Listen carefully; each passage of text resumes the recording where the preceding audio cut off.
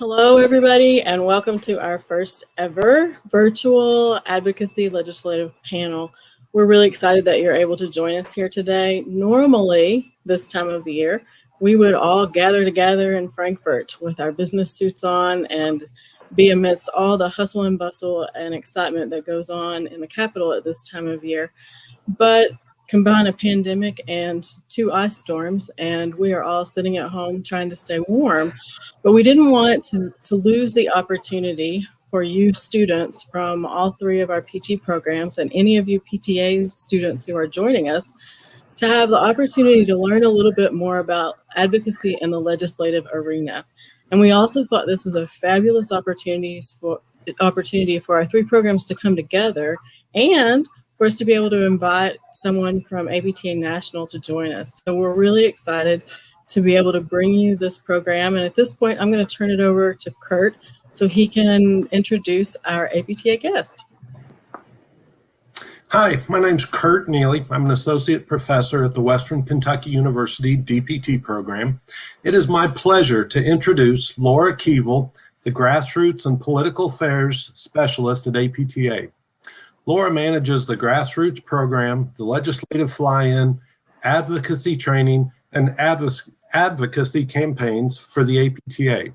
Before joining the APTA in 2019, Laura was the Advocacy Program and Events Manager at the American Cancer Society Cancer Action Network, where she ran the Society's largest event, the Leadership Summit and Lobby Day Legislative Fly-In. Laura has also served as the manager of grassroots advocacy at the Arthritis Foundation. In addition, Laura has worked on Capitol Hill and for various campaigns in the state of Ohio. Laura, thank you for joining us. Thanks for having me. I'm really excited to be with everyone today. So I just wanted to give a brief overview of advocacy and why it's important and talk to you about what we do on the federal level and show that it really translates to a lot of what you'll be advocating for on the state level, and that advocating is really easy and something that everyone should do. And I'm really excited to have so many of you that are really enthusiastic to be a part of this and raising your voice in support of the profession. So thank you all for participating and for lending your voices to the cause. So first, I'd like to talk about our little agenda here for the afternoon. So we'll go over what is advocacy and why is it important?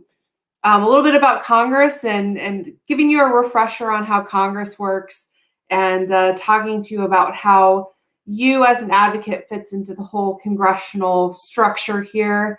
Some of the work that we do from the national side of APTA, and some of the ways that you can get involved, which of course, if you're here, you're already involved, which is fantastic. But we'll give you some ways to get involved on the national level as well as the state level.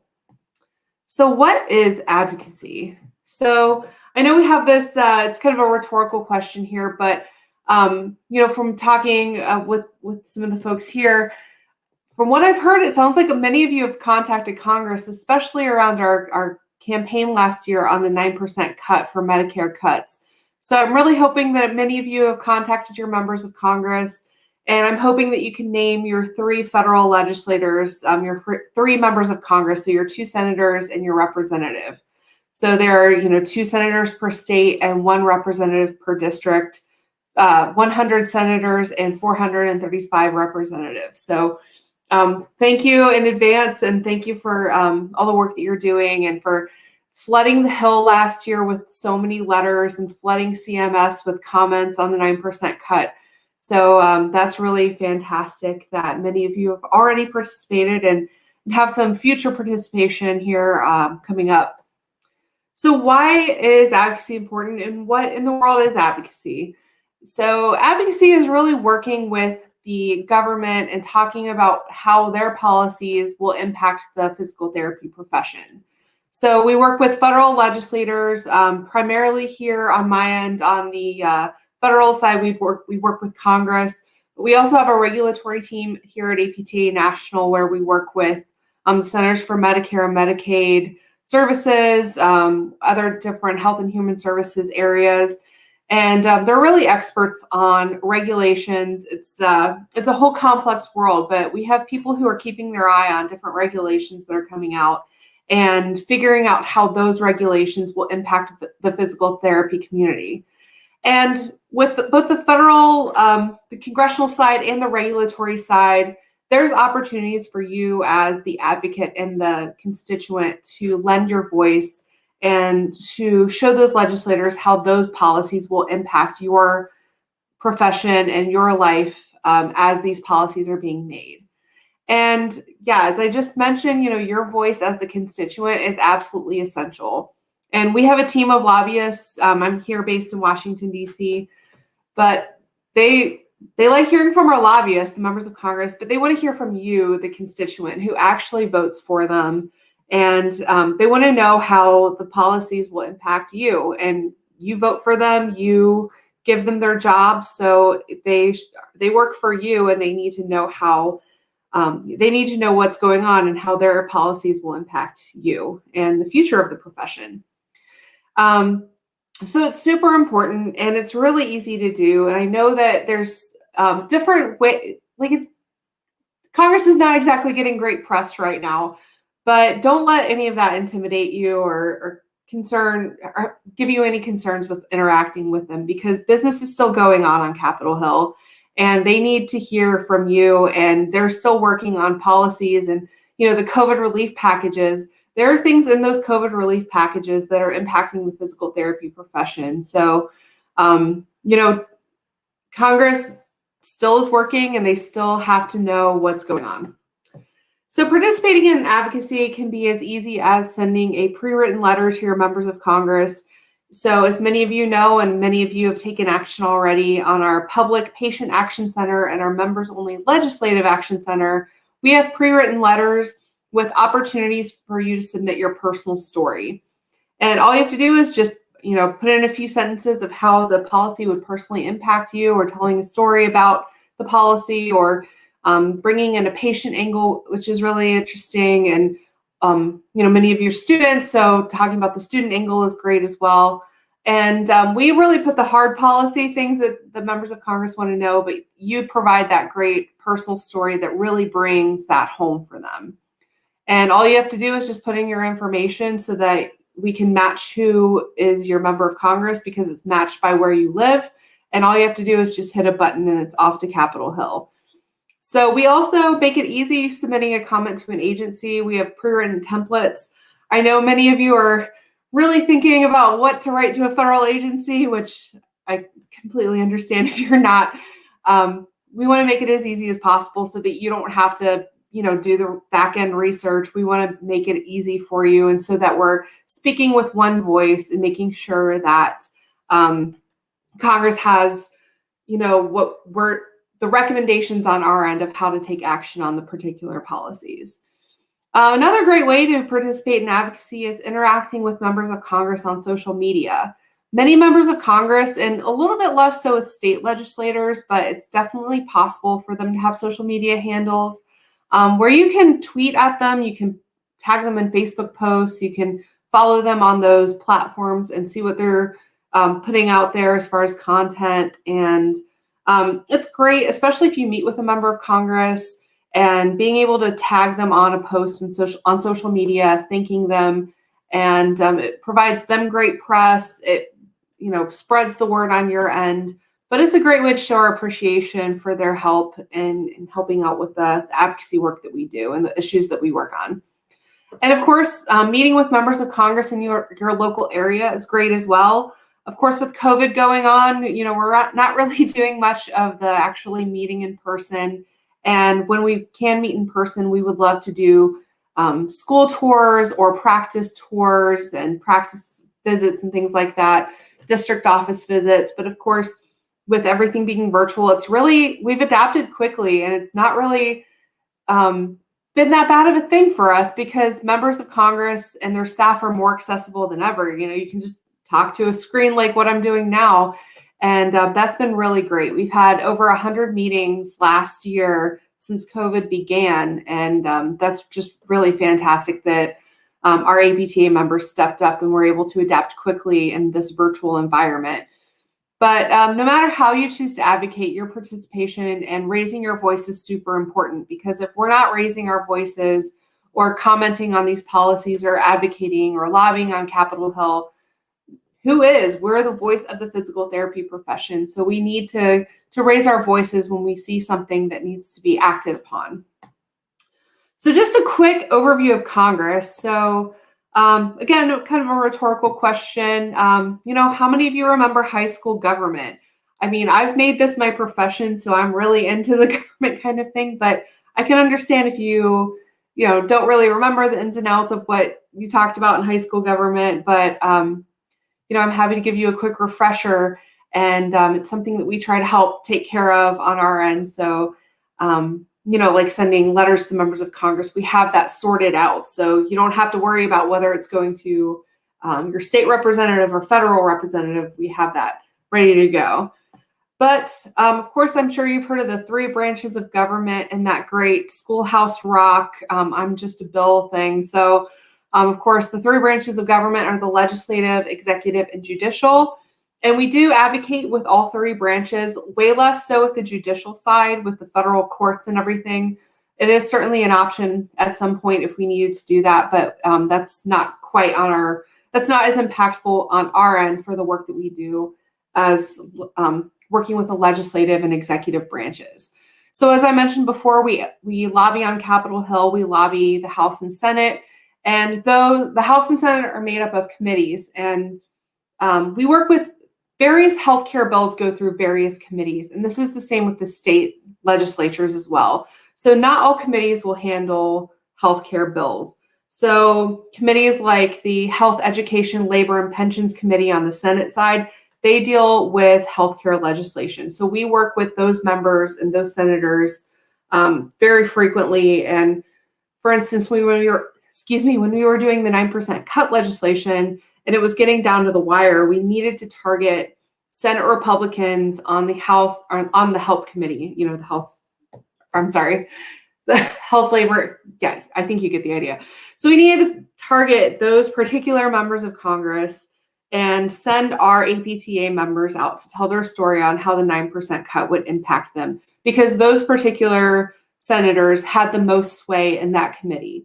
So the entire legislation really hinged on getting those senators to support the bill.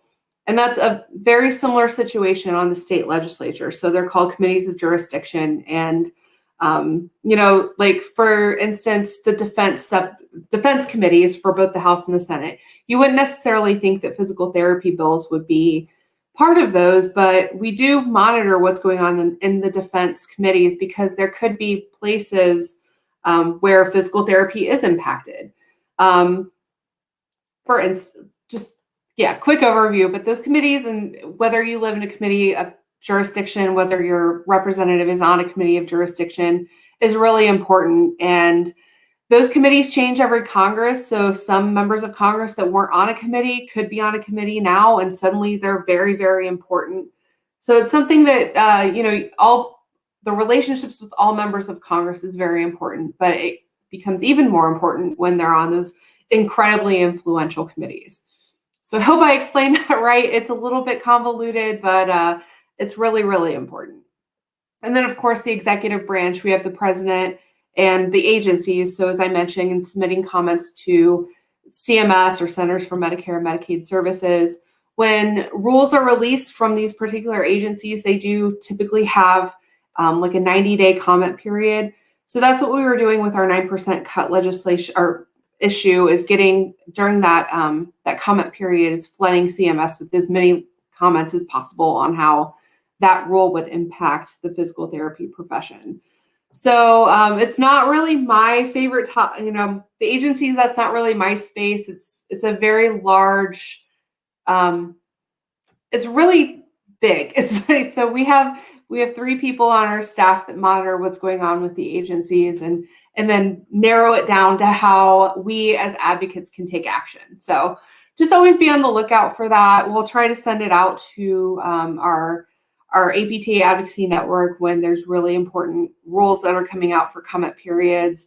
And we have a Regulatory Action Center on our apta.org site where you can learn more and check out the exciting world of regulatory and some of the rules that are being made. So congressional advocacy, Congress takes up physical therapy issues and it's addressed by Congress and by federal agencies. And again, as I mentioned before, raising your voice is important through all of these steps so that these rulemakers, all of these lawmakers can know how the policies will impact the profession. And they listen to us. We're the experts on the profession, so they want to hear from us and they take what we say into consideration. And it's really, really important to build relationships with legislators. So as I kind of mentioned, talking about the committees of jurisdiction, having those relationships with members of Congress is so important because when we need something, they're more willing to help us out and they're more willing to know how those policies will impact the profession. Because they know somebody personally and they know their constituents personally. So that makes all the difference when there's big things happening in Congress. And again, committees of jurisdiction, super important. And of course, we have our APTA lobbying support that we have great relationships with many members of Congress, and we work with all members of Congress on both sides of the aisle to push forward legislation that's important to the physical therapy profession. So congressional offices are, and this is very similar to state offices. Those state offices can be much smaller than this, but there's somewhat of it can translate pretty well. So of course, the top of the chart is the member of Congress, and below that is the chief of staff. And the chief of staff oversees both the policy and the administration and the communications aspect of those offices. And typically, those congressional offices have a scheduler who keeps track of, what the chief of staff is doing and what the member of Congress is doing. So if you're setting up meetings to meet with that member of Congress, it's always great to go through the scheduler so that they can get your meeting on the calendar. There's a policy part of the congressional office. So there's different legislative assistants and directors and correspondents. And the person that you want to get to know in a congressional office is the health legislative assistant. They have the ear of their member of Congress on health-related issues. They're typically experts in the health sector. So there's also legislative assistants for like defense, for labor, housing, you name it. They have a legislative assistant for it and deal with those issues. And the legislative correspondent helps to write what the member of Congress will respond to. When we flood Capitol Hill with letters, the legislative correspondent works with the member of Congress to write out the response. And they monitor social media and just generally have a pulse on what is going out. So they work with the comms department as well. So there's, in many cases, a communications director, press secretary, press assistant that works with local press to make sure that, they're getting their message out from that office as well. And of course, when you are setting up a meeting, typically when you call the office, you'll get the office manager and the staff assistants that'll help point you in the right direction of which staffer to talk to. But again, to reiterate, the health legislative assistant is super, super important and can really help push what we need, the message that we need to get to the member of Congress on different legislation that we're working on. So when you meet with the member of Congress, and again with state legislatures, it's really not too different. So the meeting flow is pretty similar. So we have the hook, the line, and the sinker for any of you fishing enthusiasts.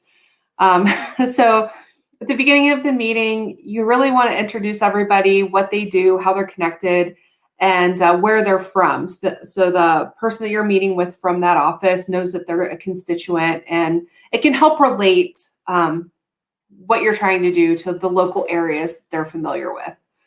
Then you want to discuss what you do, what your role is. So as physical therapy students, you want to talk about that, maybe talk about what school you go to, talk about what you're working on, kind of thing, what you're studying.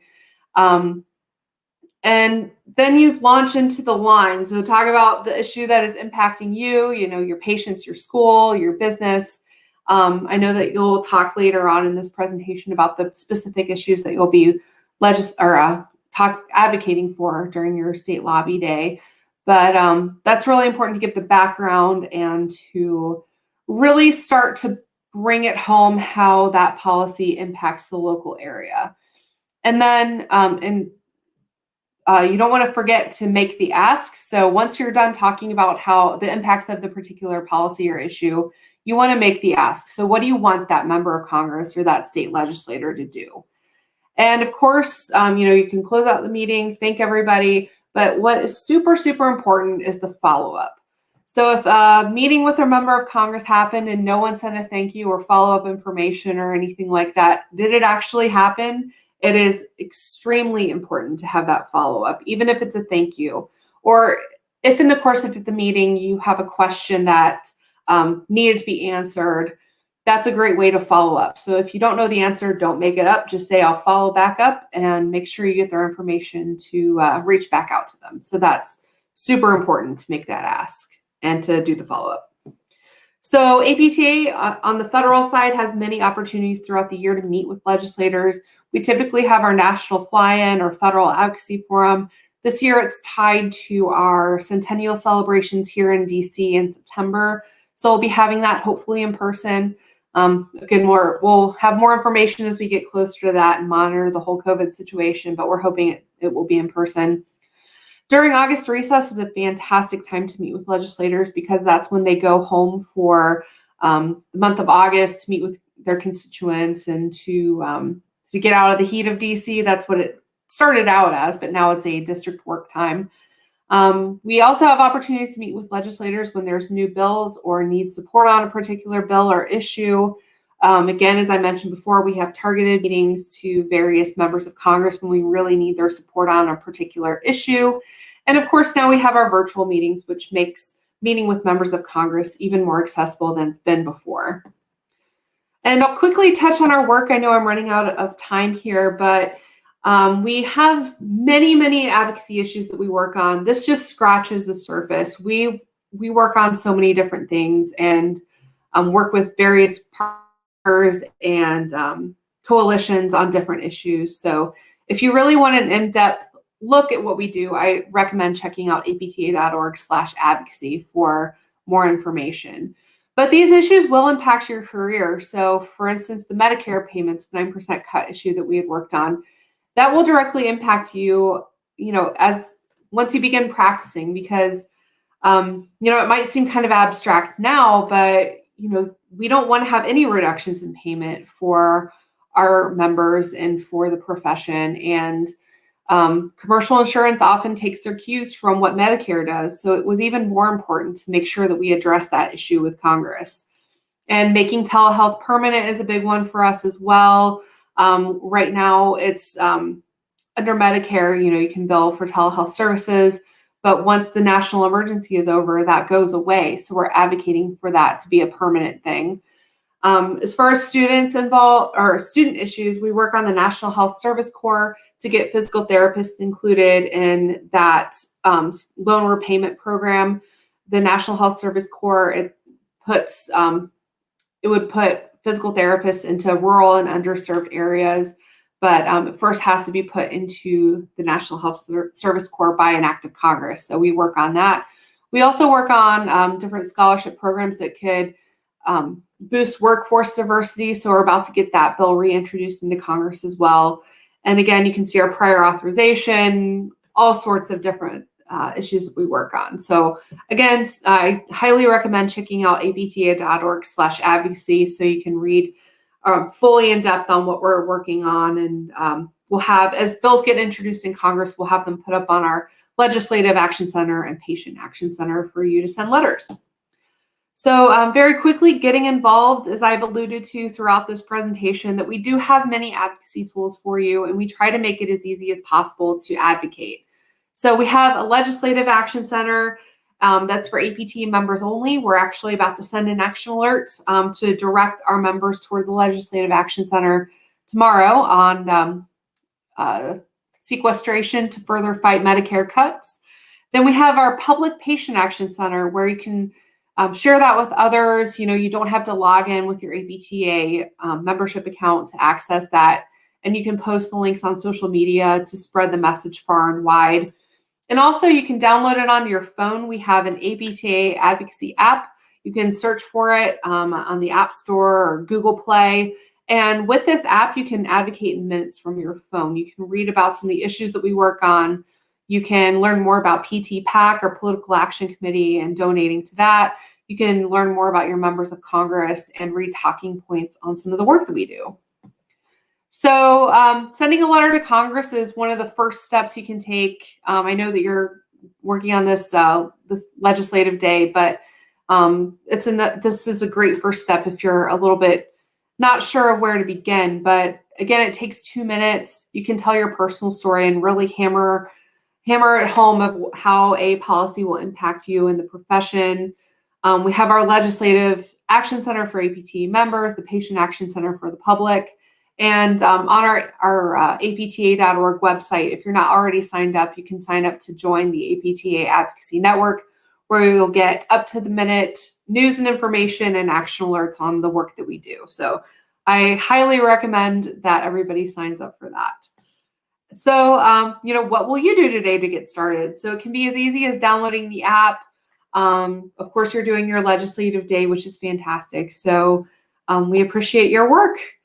And that's it from me. So I'm happy to turn it back over and thank you all for all of your advocacy. And I look forward to working with you on all the work that we do.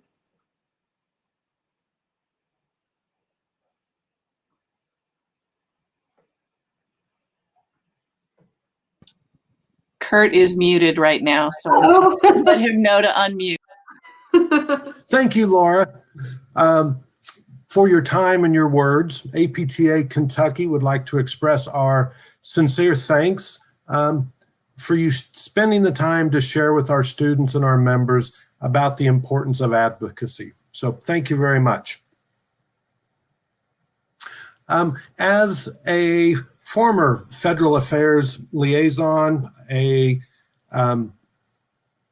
federal affairs key contact, and an attendee of the state legislative day, I certainly have grown to understand the importance of advocacy at both the state and the federal level. Just a couple of very simple comments is advocacy doesn't have to be difficult. From attending some of these events and the training that I've received, it's really about building relationships.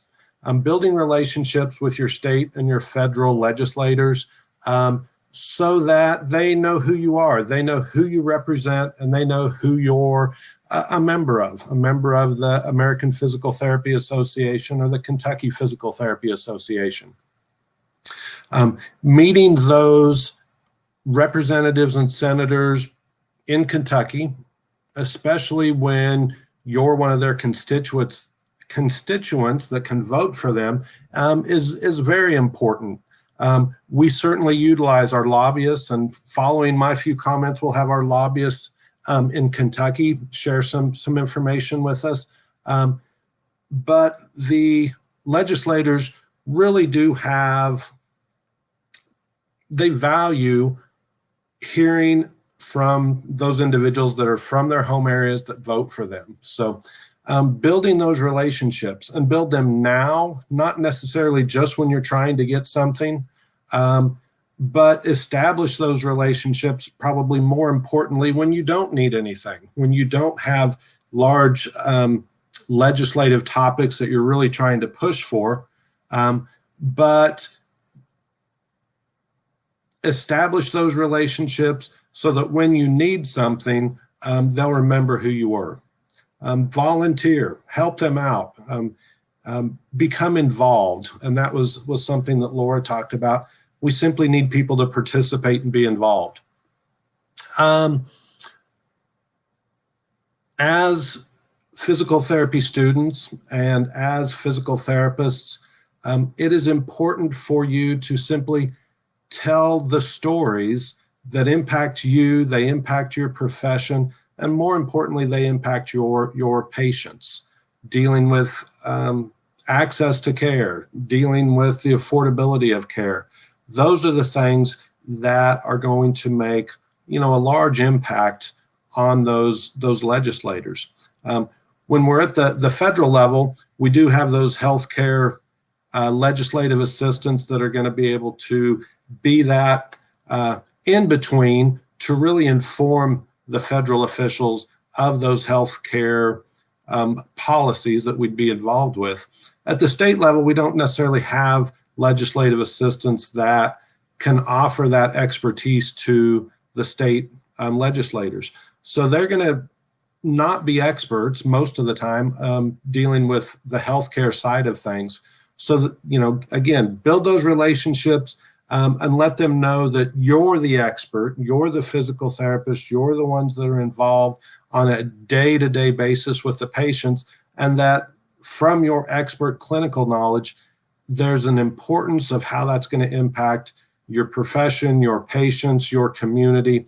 Those are the things that really do kind of tug at the hearts of the congressmen and congresswomen that you'll be advocating with.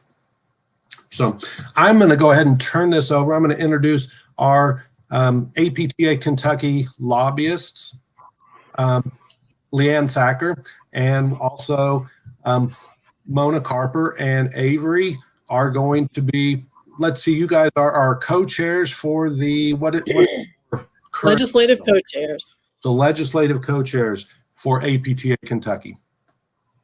Thanks, Kurt, and thanks, Laura. What a fun day this is already, and it really is about building relationships. And one of the cool things is that we also get to build relationships with each other. So I did fail to tell you earlier that I'm Mona Carper. My day job is an assistant professor at the University of Kentucky, but I do serve each and every one of you in my volunteer role as the legislative co-chair of APTA Kentucky. And I've been doing that for several years, and prior to that, served in some other roles. So Leanne Thacker, who's with us now on screen, is our lobbyist for APTA Kentucky. And Leanne, can you remember how many years we've worked together? Mona, I don't know. We talk about this every year. Well over a decade. Yeah, maybe let's just leave it at that so we don't age ourselves any more than we have to. I love it. Yeah, it was before Avery came on board, because Avery is the new guy, and we're our legislative chairs. And students, I just want you to know that Avery, who might need to unmute, I'm being told in the chat box. Avery, yeah, you're good. Avery was in your seat as a student not so long ago. He just corrected me. I thought he'd been out for 10 years, but it's only been 6 years. He's just made such an impact in those 6 years. That's what it is. And I probably talked to Avery then, and one of those times that I came to your class, Avery, now I really feel old. I know, it's great. Well, and interestingly, Leanne, I think Avery didn't like me too well as his instructor, but we've come to be really good friends. You've grown a lot. Yeah. Actually, I'm going to turn this around. I'm going to take credit for Avery being now the co-chair of the legislative. I'm sure he was so moved by my discussion that day in class. That Spot on. Here we are. Never mind. I'm turning this around. Totally taking credit for it. Well, as you can see, guys, we actually have fun together. There is a lot of hard work in what we do, but we do enjoy each other's company and we have a lot of fun. Leanne, there's been so many things said that I've heard you say so many times before, but I just wonder if you can paint a picture for everybody who's watching of how we've grown in our voice in Frankfort, and what do you think led to that?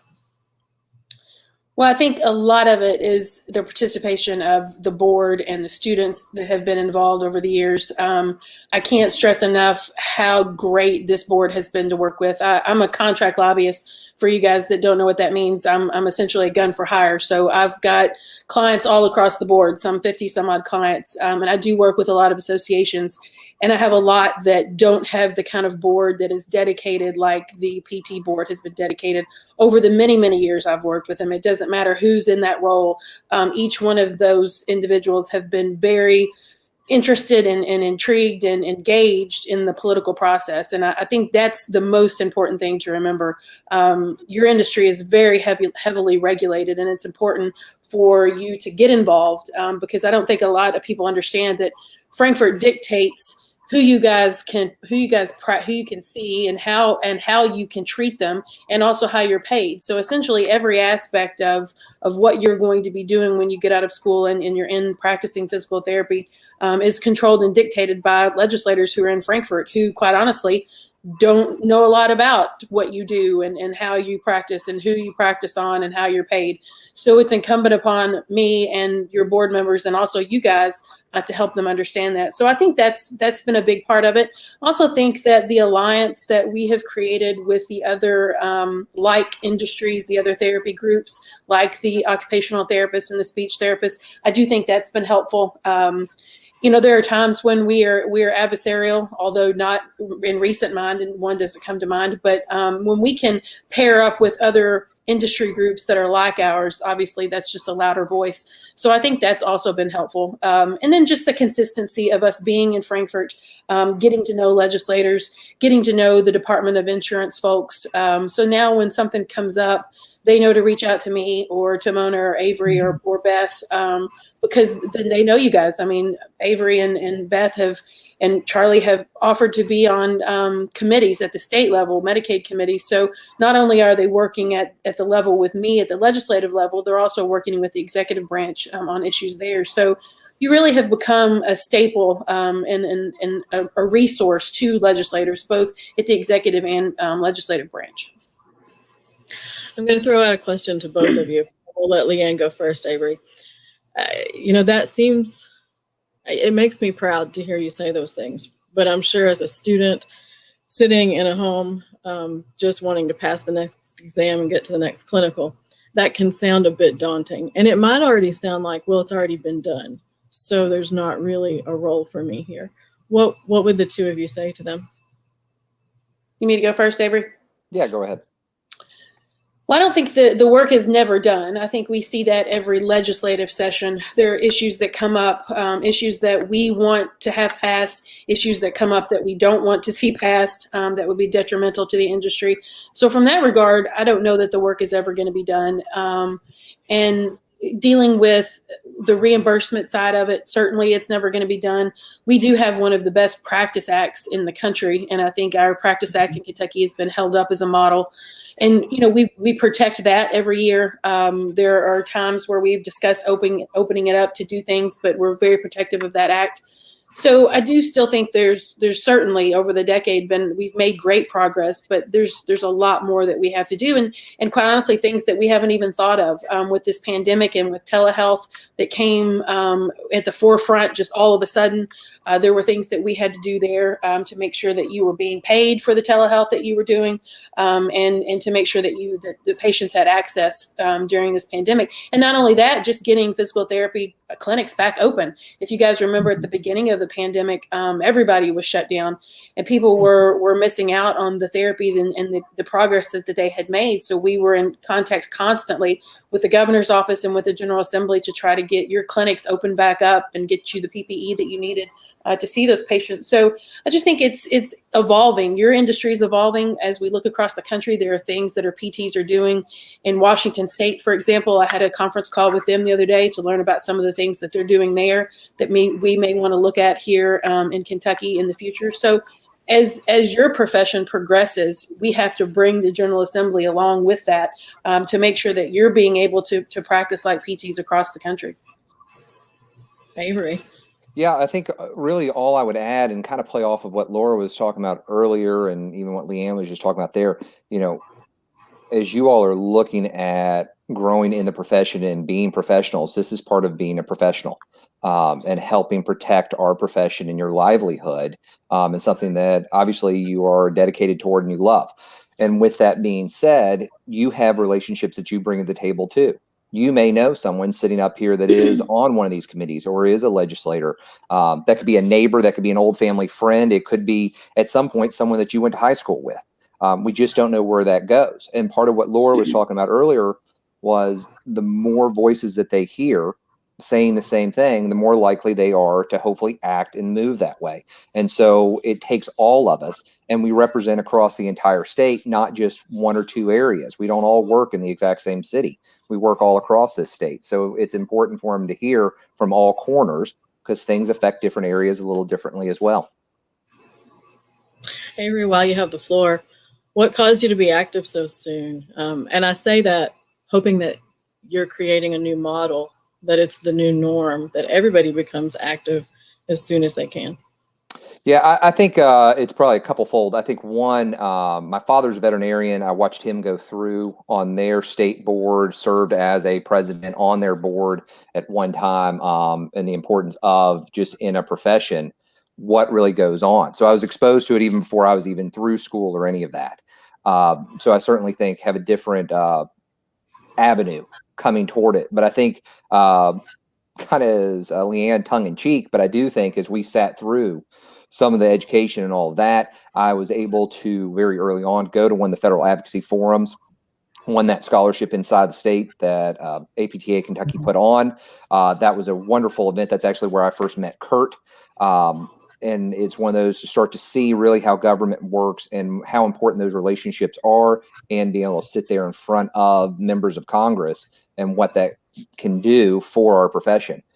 Then it just carried naturally right on through at the state level, and between our own days sitting up there in Frankfurt, along with having been up there from not only being a student to being a staff therapist to now being an owner of a clinic, different issues hit different pain points for us that need to be expressed and need to be taken care of. So I think, several different reasons as to why we are where we are today. Leanne, we'd love it if we could just hop on an app and talk to all of our folks in Kentucky, but we're not to that point with our legislators in Kentucky. So can you talk to the crowd about what's different about contacting folks on a local nature? Sure. Yeah, it was interesting to listen to Laura talk about the way advocacy works in DC. I've always said DC is a completely different animal than it is in Frankfurt. And just to listen to the advocacy part of it, it certainly is very different. We're just not quite as advanced yet to be able to communicate with our General Assembly. I will say this, is as difficult as it has been during the pandemic to not be allowed in the Capitol and to still be able to do my job. I do think it may have forced our General Assembly to come into the next century a little bit in terms of technology. So this may be one of the very few good things that have come out of this, because I think we have all forced them to be more creative on ways that we have access to them. So I do think that's helped. But before that, and I'm guessing continuing on, this is how archaic we are. Our General Assembly and our legislators gather up green slips. And when I say that, I really truly mean it's a green slip of paper.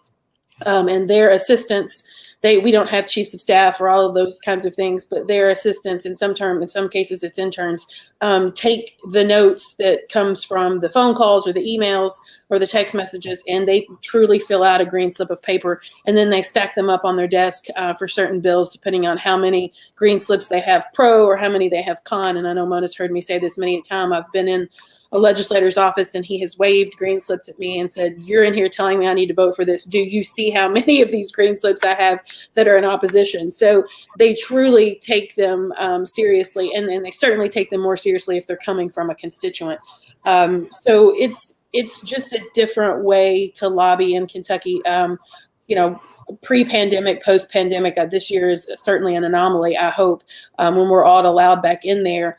It's easy to get access to our legislators. Unlike it is in Congress, you would rarely see Mitch McConnell or Senator Paul, but you walk up and down the hallways with President Stivers and Speaker Osborne, and you see them out, you see them at restaurants, and they're very approachable. So it's just a different animal. And I told Mona this yesterday. I had a legislator tell me over the weekend, he was at a gas station, and of course legislators in Kentucky it says their house district, and it gives the number on their license plate on their car, and he was getting gas. And a gentleman walked up to him and he said, "How'd you get that fancy license plate?" And he said, "Well, I'm a state rep. I'm a legislator." And he said, "Oh, hey, I'm in the horse industry. I'm supposed to talk to you about something. I just never really knew how to get access to you or how to get a hold of you." And so the legislator said, "Well, here, let's just stand here at the gas pump and talk about what you need." So they stood there for 20 minutes and talked. So it's a different way to advocate here in Kentucky. it's not easier or different. It's just different. But your voices are important, and we hold dinners, we hold fundraisers, we hold receptions that you're more than welcome to attend. We would love for you to attend to get to know your legislators. They hold things in their districts that are easy to attend. So it's just different. It's easier to get to know your state reps and your state senators. Yeah, the only thing I would add in there is from the standpoint when I've tried to work with our state representatives, when I've picked up the phone to get a call, I've typically been able to get a hold of someone rather quickly or get a call back. Also get responses appropriately out of email. That does not happen all the time when I've done with the federal side. Typically never talk to anybody on the phone, always leaving a message. And sometimes if I do get a message back, it is a very canned message from a staffer, which is fine. They received it. They've gotten my note. But however, here at the state level, you really can make more of an impact and have that kind of lag impression with whoever you're trying to speak with. It was actually fun to be in Senator Staver's office, I believe last session, with one of the active OTs who was there with us at the Capitol. And they were, he had her wait in his office while he went to his car to get her son's clothes. So, those relationships really, they make a big difference. Our time is drawing to an end, but what would you say is the most, which one of our successes over the last decade stands out most to you and why? I would have to say I think probably the copay legislation that we passed, and that doesn't really impact you guys as an industry, but it impacts the patient, and I think that was a much broader impact to a larger group. So I would hope that one would be taken. It would be right up there in the top one or two, I would think, because the patients were really in a situation there where they were not getting the access to care that they needed. And we heard story after story about patients who would go who were trying to avoid surgery by going to PT, and they were going 3 times a week, and they were being charged $75 every time they went, and they just couldn't pay that copay every time they went, so they just stopped going. Or patients who would have the surgery and then they wouldn't reach their full rehabilitation because they couldn't afford to go and have those really high copays. So lowering that copay to the same thing that a primary care doc, most of the time 10, 12, no more than $15, I think certainly impacted a large number of people in the Commonwealth. And then still to this day, I hear legislators and patients and others talk about the importance of that piece of legislation. So I think it had a broad impact. We've done things over the years to make sure that your industry specifically are either protected or expanded or something like that. So I think those are also important, but those were industry specific, and we always try to strike a balance between what's good for the patient and what's good for the physical therapist. Yeah, I think one that just jumps out to me, and this actually happened while I was still a student, but was when we ended up with a ruling on the ability to still dry needle. Not that is, I think Leanne's right there on the copay is certainly a little more impactful for our patients and all that, but I think that was another impactful moment for us where we were able to establish, nope, this is within our wheelhouse. This is what we do. It gave us some credibility yet again as to what our profession does here in the state and that we can help folks and are well educated. So, and if you just think about all the small things too that we've done over the years, and they're not small because they obviously add up, but just making sure that you can treat concussions on a playing field during a football game or during a sports injury, making sure that you're able to issue a handicap placard to people that you're treating that need that, and they don't have to go back to their doctor just to receive a handicap placard. Those things sound small, but to the patients that they're impacting, it's important, and it's important that you guys have not only looked out for your profession but also for your patients. What a wonderful way to summarize. Well, thank you, Leanne and Avery, for being part of the panel. Please hang around, because after Beth talks with us about her piece, we would love for you to join us again for question and answers from the crowd. So at this time, I'd like to introduce Beth Ennis to everyone. I would imagine they know her, as she is our most recent past president of APTA-KY and a lifelong advocate in many areas. And one of those areas is with agencies, which Laura alluded to, but Beth is very practiced at doing. So Beth, share with us. Oh man. You posed the question a minute ago about wins, legislative wins. And this one wasn't necessarily a legislative win, but I think it was a huge win for the constituents in Kentucky. Because we were asked to be a part of the Medicaid system, to have an advisory committee to the Medicaid Council in the state of Kentucky, we quickly realized that the only recipients of Medicaid in Kentucky who were able to access therapy were folks on waivers or folks who were dual eligible. So they had both Medicare and Medicaid, which left out our working poor, which left out our kids, a whole group of folks who really could benefit from services. And so it's probably been about 7 years now that we really pushed as they were developing the new insurance plans, and they were figuring out how to get all of the ACA requirements built in, and they decided to expand Medicaid. We were at the table to be able to jump in and say, look, this needs to be a benefit.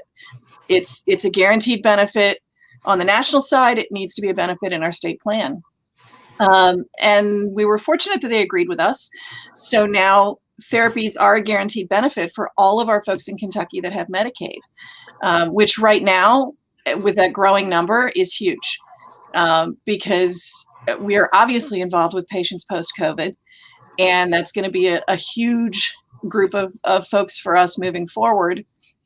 And we do have an increase in our number of Kentuckians who are now covered by Medicaid. So the fact that they now have had access to that, I wish I could say it was just that easy. We get to see the patients and they wave their wand, but it means staying at the table and making sure that the codes are on the fee schedule and that the fee schedule gets posted so we get paid, and that the managed care organizations are working within the same state plan rules as everybody else, and that we have contacts with those people so that we can troubleshoot problems that happen. So it's not just talking to your legislators. It's also being at the table and being that voice for the profession in all things related to treatment, payment, operations, really kind of being there as an advocate for the patients that we treat to make sure they have access to the services they need to have access to. And I hope that our students will look forward to doing those kinds of things, because some of us are getting a little tired. But we need to replace ourselves, don't we, Beth? We do, or at least bring other folks along for the fun.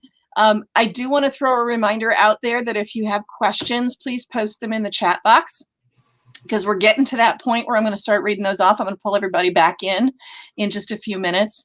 But I did want to ask you, Mona, because you've been our legislative chair for a number of years.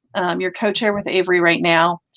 What is the most memorable moment for you in the time that you've been involved with legislation? Because you've been doing this for a long time. You started when you were 12, but you've been doing this for a long time. Yeah.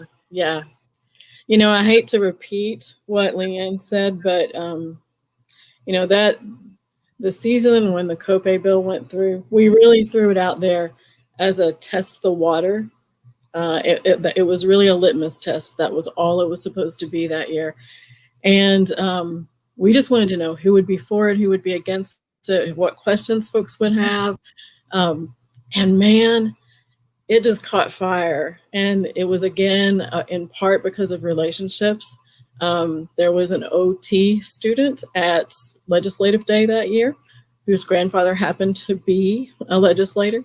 And, you know, grandpas care what their granddaughters care about. And so he caught wind of it and was on board. And before we knew what was happening, it took off. And something that started as a litmus test was about to be a reality. Now, I about lost my breath when we got to the 11th hour and a really controversial amendment was added, just in the hopes of getting that amendment through. And that's what happens in the legislative world. And we thought, oh my gosh, we've come this far and this might just die at the table at this point. And we called our PTs to action. And I mean, Beth, Leanne would tell you if she was on the screen that they acted. They acted to the point that the legislator actually contacted her and said, I get it, call your people off. I have heard them. We have removed the amendment.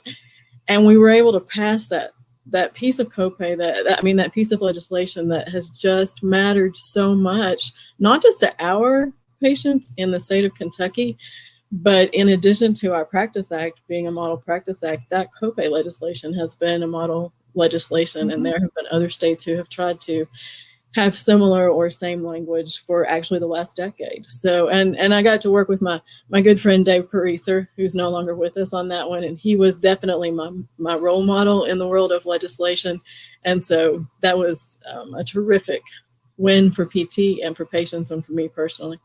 Absolutely. Absolutely. It's always good to have an advocacy angel, right? It is. I think the next biggest one for me would be the compact. Yeah. Simply from the perspective of what a group of people can do on one day to make something happen. Because I remember walking into that legislative day, we had a sponsor for our compact legislation. She's a former PT who's in our legislature, and she was very willing to carry it. She was a lone wolf at that point. And I think by the end of that day, we had 50 or 60 co-sponsors in both houses. It went through one house on consent. It went through another house with a little tweak. And those things don't happen in Kentucky. There's always wrangling that happens. So for our members to realize the power of their voice with that outcome, I think it's remarkable. It is. It's a lot of fun. It can be. It can be. Well, I'm going to pull everybody else back in. And I am going to start looking at comments in our chat. I do have one, and please, if you muted yourself, remember to unmute. We did have one question about the National Health Service Corps, and Laura, what work APTA has done in that arena to try and get PTs added, and what the progress has been to date. Sure. So the bill, we had that bill in the last Congress, and in a, oh, I think I'm hearing myself. You're on, okay. You're good. Okay. So we had a bill in the last Congress that was introduced in both the House and the Senate, and we're looking to get that reintroduced again, hopefully very soon. But we had, I'm trying to look up the number of co-sponsors. We had quite a number of co-sponsors in the House, and it's pretty hard to get some in the Senate, but we did have, I think, about 10 or 11 in the Senate. So, we were getting really great progress on that bill. So I think that once it's reintroduced and we start calling for letters to go to the Hill and make that a focus of some of our meetings, that, we'll get those great results again. So we're still working on it, and it's still something that is a big priority for us. And stay tuned for reintroduction. Congress has been a little busy the past month. A little busy. Is APTA going to send out an alert when that gets refiled so that? Oh yeah. Okay, great. And I did put a link to the Take Action page in the chat, so it will pop up on all of the recording feeds, just in case you can't find it. You can get to it there. I don't have questions in the chat right now, but Laura, what are your thoughts on the telehealth piece and the things that were allowed during the pandemic and the possibility of us being able to maintain some of those? Some of them were extreme exceptions related to ease of use of software and things like that probably will not continue due to security and privacy, but ability to use telehealth for patients with Medicare, use of being able to bill for phone calls, those kinds of things. What do you think is the chance of those continuing? Yeah, I think, and I just want to preface that I'm not the issue expert on this, but it's gotten a lot of support in Congress to keep that going. It's been great access for patients to get the care that they need. But we've seen when that bill was introduced in Congress that it did get a lot of co-sponsors and it was moving pretty quick. But yeah, we'll it's a popular thing that Congress is working on, especially in these COVID packages. And we'll keep everyone informed of what happens. But yeah, it's a pretty big likelihood that there will be action soon on the federal side with telehealth. But yeah. That's the other piece that I forgot to mention earlier here, is that we're very fortunate in Kentucky that A, telehealth is part of our Practice Act, and B, we had legislation on the state side since 2018 that allows not only for telehealth, that mandates not only for telehealth to be covered for any service that's covered face-to-face, but parity with reimbursement. So the beginning of the pandemic was not so much trying to make sure it would happen. It was getting the payers to understand that it should have already been there. But Leanne, there is some telehealth legislation going through this session that I think is looking at billing for phone calls and some things like that continuing on the state level. Do you know where that bill is sitting right now? I know it was in committee at one point. You are muted. Sorry, that is my pet peeve. I did not mean to do that. It's in the Senate. It's out of the House and sitting in the Senate. Okay, great. Does anybody else have, we are right at 3, so I want to be respectful of people's time, but Dr. Carper? Can I just clear up one thing? Yeah, we do, Laura, every year have an advocacy day, except for this year of 2021. And there are a couple reasons for that. You know, one, just the fact that in-person activity is not allowed at the Capitol right now. We also have a short session, and our folks have been busy on a budget.